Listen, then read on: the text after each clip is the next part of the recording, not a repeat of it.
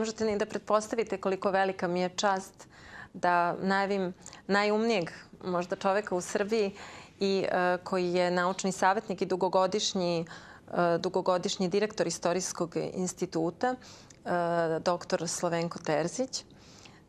On se bavi upravo istorijom Srbije i Balkana i odnosom velikih sila prema našim prostorima i upravo piše knjigu Rusija i srpsko pitanje.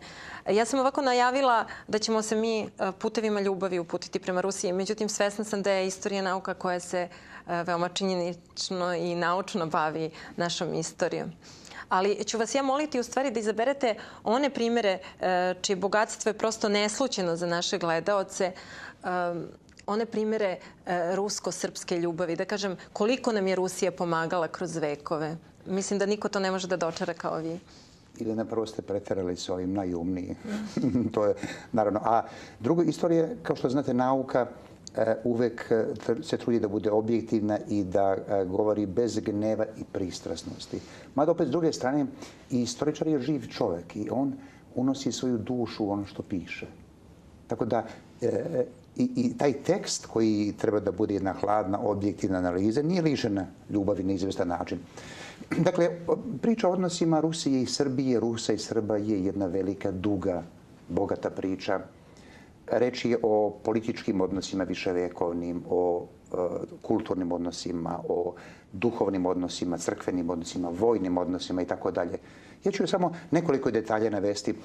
Prvi istorijski izvori ukazuju da se veze Rusa i Srba, dakle zabeleženi, idu negde od kraja 12. veka kada ruski svetogorski monasi dolaze na dvor velikog raškog župana Nemanje.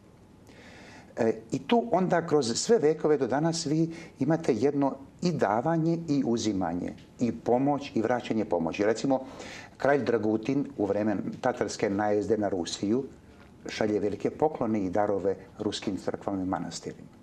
U vreme krize ruskog manastira Pantelejmona na Svetoj gori srpski vladari pomažu ruski manastir Pantelejmon.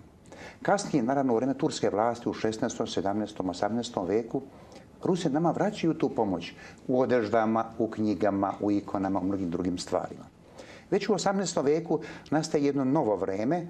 1727. godine Maksim Suvorov otvara rusku školu u Beogradu.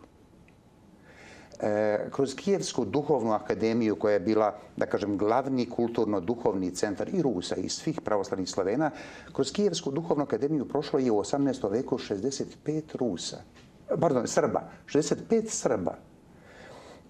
Krajem 18. veka mi imamo dva Srbina profesora Harkovskog univerziteta.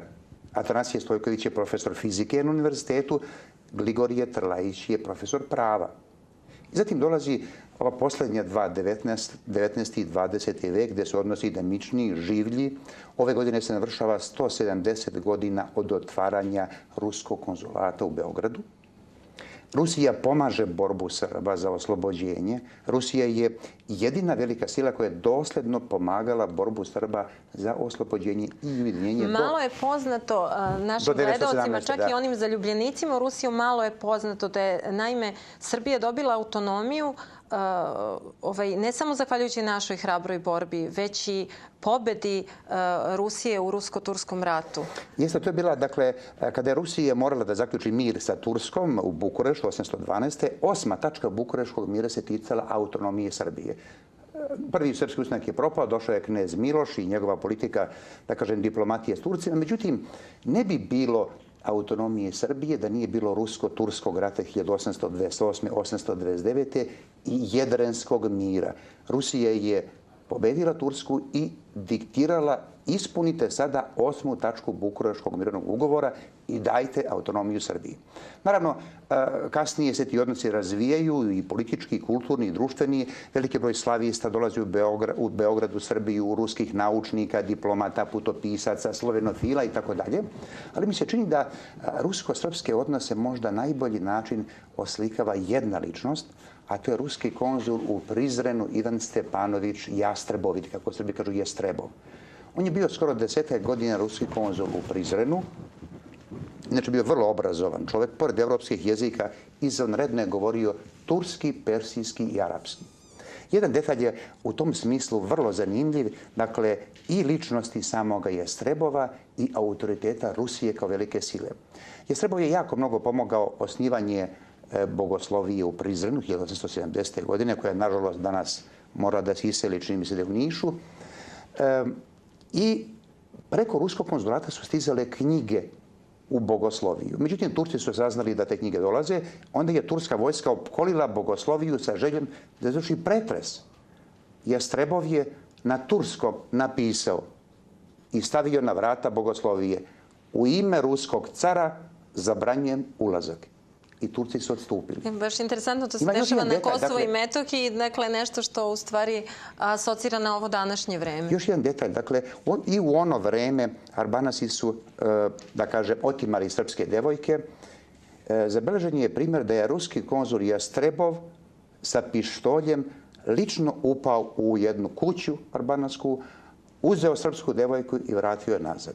Dakle, on je umro u Solunu krajem 19. veka, ali još jedan detalj koji govori upravo o ljubavi o kojoj ste vi govorili večeras. Dakle, umro je u Solunu, njegova supruga Nina je njegovu biblioteku i ceo njegov namještaj poklonila Srpskoj gimnaziji u Solunu. Eto, neverovatno. A i drugog ruskog konzula početkom veka su... Da, 903. godine u Kosovsku Mitrovicu došao je ruski konzul Grigorij Ščerbina sa zadatkom, naravno, da štiti Srbe u Kosovu i Metohiji i kao što vaši gledalci možda znaju, bio je ubijen posle nekoliko meseci. Čini mi se pre možda mjesec dana otkriven je konačno spomenik Ščerbini u Kosovskoj Mitrovici, a 996. godine Srbija je otkrila spomenik Jestrebovu u Prizrenu. Međutim, čuo sam da je sad taj spomenik uništen. Naravno, time se ne završava jedna duga i velika istorija razumevanja, pomoći. 876. godine u vreme onog prvog srpsko-turskog rata oko 4000 ruskih dobrovoljaca dolazi u Srbiju da ratuje na strani Srbije protiv Turaka. Veoma malo se zna o toj pomoći i u Prvom svetskom ratu, koliko je to bilo i bojevog materijala i bolnica i tako dalje. Dakle, ovdje 76. godine čitaoci vjerojatno znaju za grofa Vronskog, to je pukovnik Rajevski, koji je bio jedan od 4000 Rusa koji su došli da se bore ovdje na strani Srbije. 912. i 913. godine Ruski crveni krst je poslao veliku pomoć Srbiji.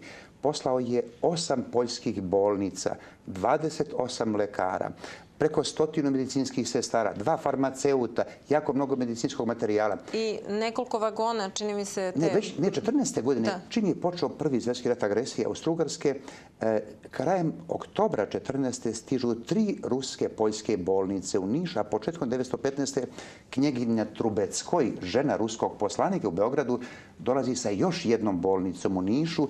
Dakle, tu su velike 2 ekipe hirurga, jedna ekipa ruskih hirurga operiše u vreme Kolubarske bitke ranjenike. Znači, u stvari, ta pomoć Rusije, evo, do današnjeg dana, kad god je Rusija jaka, čini se da je Srbija imala šanse da i ona bude u povoljnijem položaju.